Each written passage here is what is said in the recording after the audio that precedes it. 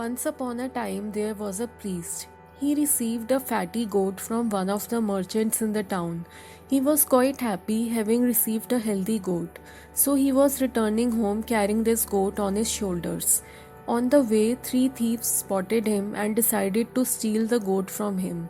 As the priest was walking by, one of the thieves appeared in front of him and asked why he was carrying an old dog. The priest was puzzled, but he said that it was a goat, not an old dog. In another few minutes, the second thief appeared on his way and said why he was carrying a mad dog. The priest, again puzzled, managed to say that it was a goat, not a mad dog. He was walking, wondering whether the other two men were saying the truth. Doubt had already seeped into his mind. By then, the third thief appeared in front of him and said, why was he carrying a beaten dog? The priest became more puzzled than ever and began to believe that one man could be wrong, two could be wrong, but not all three of them. He began to believe that he was carrying an old, mad, beaten dog, and so he threw it away on the way and kept going towards his house. The three thieves giggled and stole the abandoned goat. This is a Panchtantra story and it teaches us many insights. As we grow up, over time the world seems to gaslight us into believing that we have no worth. And over time we begin to believe that this is true and abandon ourselves. Yet the truth remains the truth. The priest might have lost the goat, but we can't possibly lose ourselves. The moment we see the truth, at that very instant we are back in the game. What we usually mistake worth for is the suitability and functionality in the world. When the jewelers say that gold is more worthy than silver, it is because gold makes up for more suitability in their job's interest. On the other side, someone else might be more interested in silver jewelry than gold. It's about suitability of interest and not the worth. Similarly, when we go to the grocery market and select one tomato and reject the other, it's because one tomato is suitable for putting into the vegetables while the other is not.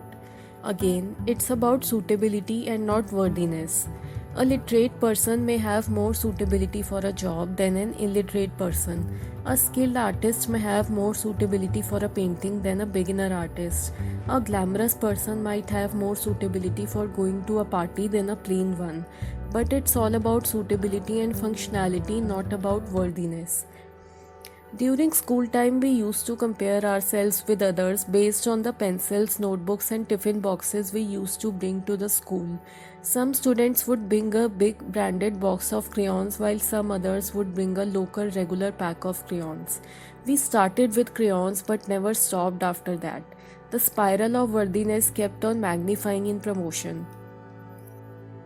Beginning with crayons, we started deriving our worth from our looks, our bank accounts, our relationship status and our place in the society. Trust that this life is a game and we, its players. We may not fit well in certain suitability or functionality criteria, but none of these criteria is related to our innate worth. Though we should try to change what we feel we need to change about ourselves, but we must also understand that any change won't increase or decrease our worthiness, because ultimately it's not the worthiness of an individual we are talking about. It's the quintessential worthiness of life. Life is not worthy or unworthy. It doesn't become more worthy in one case and less worthy in the other.